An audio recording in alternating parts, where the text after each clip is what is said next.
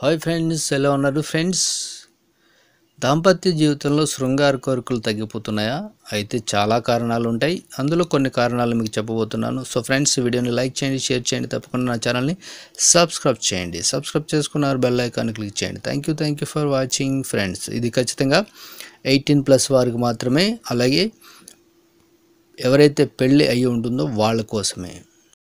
ఎవరైతే భార్యాభర్తల మధ్య శృంగారం ఆరోగ్యకరంగా ఉన్నప్పుడు వారి సంసార జీవితం సాఫీగా సాగుతుంది. అయితే కొందరిలో శృంగార ఆసక్తి తక్కువగా ఉంటుంది. ఆ కారణంగా భాగస్వామిని సరిగ్గా తృప్తి పరచలేకపోతారు.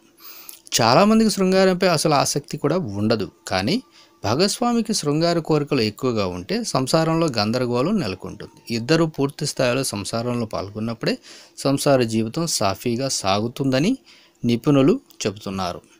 స్త్రీలు రోజంతా పనిచేసి రాత్రి సమయంలో విశ్రాంతి కోరుకుంటారు. ఆ సమయంలో పురుషులు శృంగారం కోరుకుంటే వారు తిరస్కరిస్తారు. అది మనసులో పెట్టుకుని ఏదైనా గొడవ జరిగితే రెట్టించి మాట్లాడి గొడవను పెద్దది చేసుకుంటూ ఉంటారు. పురుషులు విధి నిర్వహణలో బిజీగా ఉండి శృంగార విషయంలో పెద్దగా ఆసక్తి చూపలేకపోతారు.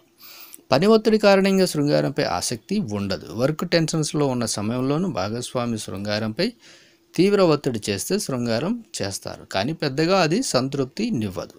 స్త్రీ పురుషుల్లో మధుమేహం లాంటివి ఉన్నప్పుడు శృంగారంపై ఆసక్తి తగ్గిపోతుంది. 40 ఏళ్లలోపు శృంగారం చేయాలన్న ఆసక్తి ఉంటుంది కనుక దీన్ని అధిగమించేందుకు రోజు వ్యాయామంతో పాటు దంపతులు వారంలో కనీసం ఒకరోజు సంతోషంగా అన్ని పనులను పక్కన పెట్టి హాయిగా కాలం గడపాలి. సో ఫ్రెండ్స్, మరి ఇంకెందుకు ఆలస్యం?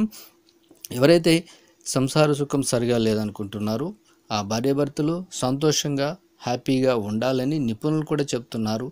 అలాగే ఎవరైతే పెళ్లి చేసుకుంటారో ప్రతి భార్యాభర్త ఇదే కోరుకుంటారు. కాబట్టి వాళ్ళ జీవితాలు కూడా సంతోషంగా ఉండాలని నేను కూడా కోరుకుంటున్నాను. Thank you for watching friends.